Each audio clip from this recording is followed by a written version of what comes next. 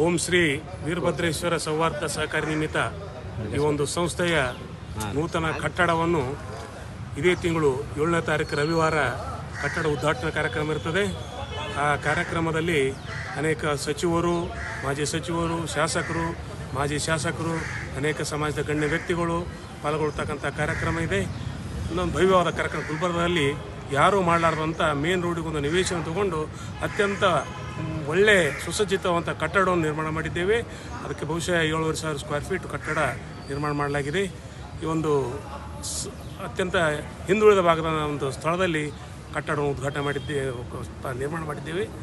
ಹಾಗೆಯೇ ಉದ್ಘಾಟನೆ ನಮ್ಮ ಶರಣಬಸಪ್ಪಗೌಡ ದರ್ಶನಾಪುರ ಅವರು ಬರ್ತಾ ಇದ್ದಾರೆ ಸಚಿವರು. ಹಾಗೆಯೇ ಹಿಂದಿನ ಸಚಿವರು, ಆಮೇಲೆ ನಮ್ಮ ಬಸವನಗೌಡ ಪಾಟೀಲ್ ಯಾತ್ನಾಳ್ ಅವರು ಸಿದ್ಧರಿಸಿ ಸಂಸ್ಥೆ ಅಧ್ಯಕ್ಷರು ಅವರು ಬರ್ತಾ ಇದ್ದಾರೆ. ಹಾಗೆಯೇ ದಿವ್ಯ ಸಾನ್ನಿಧ್ಯ ಕಡಗಂಚಿ ಶ್ರೀಗಳು ವಹಿಸ್ತಾ ಇದ್ದಾರೆ. ಹಾಗೆಯೇ ಆ ಭಾಗದ ಶಾಸಕರಾದಂಥ ಮೇಡಮ್ ಕನಿಜಾ ತಿಮ್ಮ ಮೇಡಮ್ ಬರ್ತಾ ಇದ್ದಾರೆ. ಹಾಗೆಯೇ ಶಾಸಕರಾದಂಥ ಗ್ರಾಮೀಣ ಶಾಸಕರಂಥ ಬಸವರಾಜ್ ಮತ್ತಿಮೂಡು ಅವರು ಬರ್ತಾ ಇದ್ದಾರೆ. ಮಾಜಿ ಶಾಸಕರು ಬರ್ತಾ ಇದ್ದಾರೆ. ಅನೇಕ ಜನ ಸಮಾಜದ ಗಣ್ಯ ವ್ಯಕ್ತಿಗಳು ಬರ್ತಾ ಇದ್ದಾರೆ. ಸರ್, ಬಬ್ಲಾದ ಮಠ ಹತ್ತಿರ, ರಿಂಗ್ ರೋಡ್, ಕಾಕಡೆ ಚೌಕ್. ಸಮಯ ಟೈಮ್ 10:30 ಗಂಟೆಗೆ.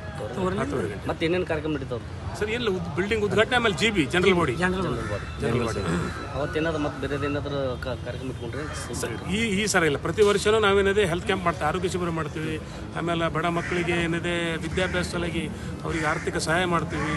ಆಮೇಲೆ ಪುಸ್ತಕ, ಆಮೇಲೆ ಪೆನ್ನು, ಶೂಸು, ಬಡ ರೋಗಿಗಳಿಗೆ ಅವರಿಗೆ ಹಣ್ಣು ಹಂಪಲ ವಿತರಣೆ ಮಾಡ್ತಾ ಇರ್ತೀವಿ. ಪ್ರಸಾದ ವ್ಯವಸ್ಥೆ ಮಾಡ್ತಾ ಇದ್ದೀವಿ. ವೃದ್ಧಾಶ್ರಮ ಪ್ರಸಾದ ವ್ಯವಸ್ಥೆ ಮಾಡ್ತೀವಿ. ಅನೇಕ ಸಾಮಾಜಿಕ ಕಾರ್ಯಕ್ರಮಗಳು ನಮ್ಮ ಸಂಸ್ಥೆ ಬದ್ಧರಾಗಿರುತ್ತೆ. ನಿಮ್ಮ ಹೆಸರು? ಚಂದ್ರಶೇಖರ್ ಪರಸರೆಡ್ಡಿ.